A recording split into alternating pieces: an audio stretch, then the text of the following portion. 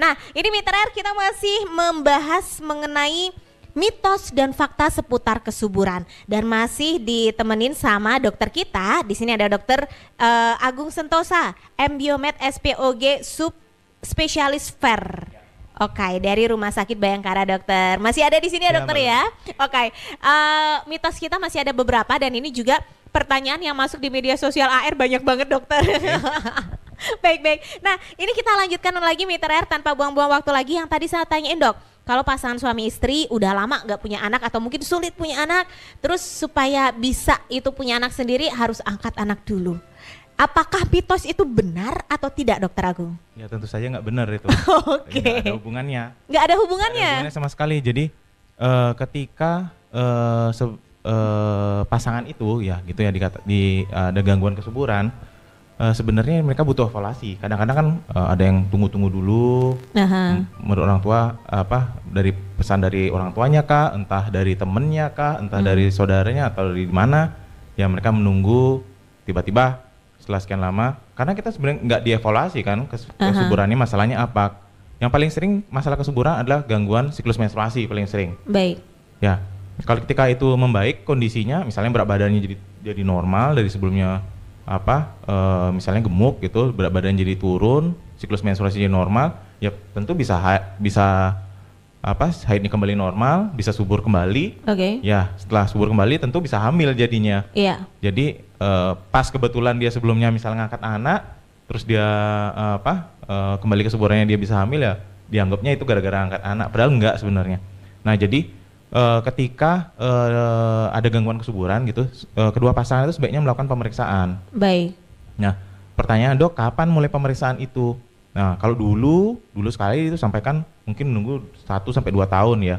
Kalau sekarang dalam 6 bulan ya, dalam 6 bulan setelah menikah dan ini ya sudah hubungan ini suami istri, itu sebaiknya dilakukan pemeriksaan nih. Oke. Nah, pemeriksaan yang pertama tentu dari suami sebenarnya. Oh, justru dari suami ya dok? Suami, ya. Oh baik. Bukan dari pasangan perempuannya, justru dari suami, karena tidak jarang sekarang ini malah problem suami itu yang paling banyak. Oh gitu. Oke. Sekali lagi dokter, tidak jarang justru problemnya ada di suami yang lebih banyak. Gitu. Jadi kalau yang dulu kan selalu bilang nih yang perempuan nih Iya, gitu, selalu disalahkan pihak wanita gitu, sinetron gitu ya, iya. FTV. Oke, padahal di pria pun banyak potensi masalah yang bisa terjadi. Benar, ya ketika itu terjadi masalah pada si pria atau pasangan prianya, tentu penanganan kesuburannya tentu yang lebih advance jadinya. Oke. Gitu. Beda kalau yang pada perempuan ya, seperti itu. Oke, tapi dokter ini masih tentang mitos yang sama. Banyak loh contoh-contoh nyata yang ada di sekitar saya dokter. Maksudnya saya banyak punya kenalan yang udah lama banget mereka nikah nggak punya anak, tapi kemudian begitu mengangkat anak akhirnya punya anak sendiri, bahkan punya 3 sekarang. Itu banyak kejadian dok. Ya, itu ya sebenarnya dari segi probabilitas ya kebetulan aja. Oh, baik. Karena memang tergantung nih masalah kesuburannya di mana ya. Yang masa-masa kesuburan yang bisa artinya balik spontan kembali itu satu, gangguan menstruasi. Gangguan ovulasi itu bisa balik kembali spontan. Dengan syarat tentu cadangan telurnya masih baik ya. Baik. Kemudian yang kedua problem-problem pada si pasangan pria ya, tentu yang problemnya sifatnya yang ringan. Kalau yang sifatnya yang berat itu jarang banget bisa kembali baik ya. Baik. Gitu. Nah, 2 hal tadi itu yang umum bisa ini ya, bisa ya akhirnya jadi spontan hamil ya, kayak gitu. Nah, problem yang susah untuk kembali pada perempuan itu misalnya saluran telurnya nih yang buntu gitu. Kalau benar-benar buntu itu ya, tentu itu juga ya susah ya untuk secara normal ya, seperti itu. Oke, siap. Jadi kalau yang saya bilang contoh-contoh di sekitar saya itu balik lagi kata dokter itu kebetulan yang positif banget ya dok? Ya, sifatnya kebetulan yang probabilitas ya, artinya fungsinya misalnya dia gangguan menstruasi nih, karena faktor kegemukan gitu. Ketika dia berat badan kembali normal, turun, otomatis siklus menstruasinya kembali normal dong. Oh, logikanya mungkin ketika ngangkat anak dia sibuk nih ngurus anak angkatnya itu, berat badannya turun, akhirnya subur gitu. Bisa jadi kayak gitu. Oke, logikanya ke sana, tapi itu bukan bukan faktor utama ya ngangkat anak secara terus. Medis nggak ada hubungannya. Nggak ada hubungan. Tapi ada nggak sih dokter kalau misalnya ada pasangan suami istri yang punya masalah seperti itu, ada tidak dokter kandungan yang menyarankan coba angkat anak aja dulu, siapa tahu nanti punya. Ada dokter kandungan yang menyarankan seperti itu tidak? Sepengetahuan saya kayaknya nggak ada ya. Nggak ada ya? Nggak ada. Oh nggak ada. Oke. Karena itu dia nggak ada hubungannya. Nggak ada hubungannya. Oke, baik. Jadi Mitra sekali lagi bahwa kalau pasangan yang udah lama nih nggak punya anak, supaya bisa punya anak harus angkat anak dulu. Jadi mitos itu tidak benar. Tidak benar. Tidak benar. Oke, baik. Nah, next ini sebelum saya sampaikan pertanyaan Anda di media sosial, saya habisin dulu pertanyaan saya Mitra. Selanjutnya dokter, ini mungkin karena keterbatasan waktu saya pilih beberapa mitos saja ya dokter ya.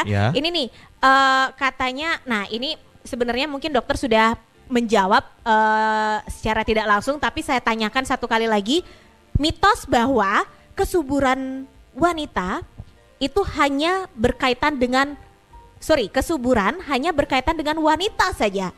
Sekali lagi, kesuburan hanya berkaitan dengan wanita saja. Mitos itu benar atau tidak dokter? Enggak. Jadi ya kayaknya tadi sudah sempat saya sampaikan ya. Jadi masalah kesuburan itu tidak melulu pada perempuan, jadi pada pasangan prianya juga. Dan itu tidak jarang, kadang-kadang memang ketika pasien itu kontrol tanpa praktek itu lebih banyak sendiri. Entah dia sendiri ditemani saudaranya atau ditemani oleh ibunya. Baik. Jarang banget ditemani oleh pasangannya langsung. Jadi sebenarnya adalah pemeriksaan itu, kesuburan itu juga dipengaruhi oleh dari si pria juga, karena kan bibitnya itu kan tidak dari perempuan aja, bibitnya dari pria. Nah, wanita itu hanya memberikan cangkangnya aja, bagian fenotip luarnya saja. Isi jeroan di dalam itu ditentukan oleh bibit si pria sebenarnya. Nah, itulah yang perlu kita lakukan pemeriksaan, makanya itu yang lebih utama dilakukan.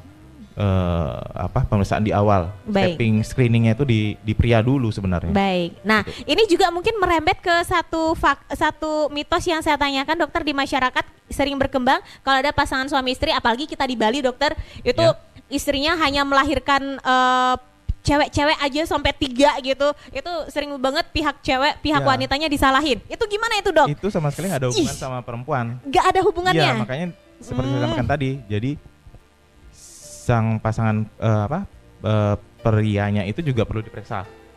Gitu. Apakah memang, karena kan yang menentukan bibit isi di dalamnya itu adalah pria sebenarnya. Wanita yang memberikan aslinya tempatnya atau wadahnya untuk diisi gitu. Jadi apakah itu luarnya nanti laki, perempuan, itu tergantung si laki dong. Pasangannya dia yang laki gitu. Baik, jadi sekali lagi dokter saya tegaskan, jadi yang lahir itu apakah anak cewek atau anak cowok itu sebagian besar adalah faktor dari yang suami ya? Iya, faktor suami yang menentukan.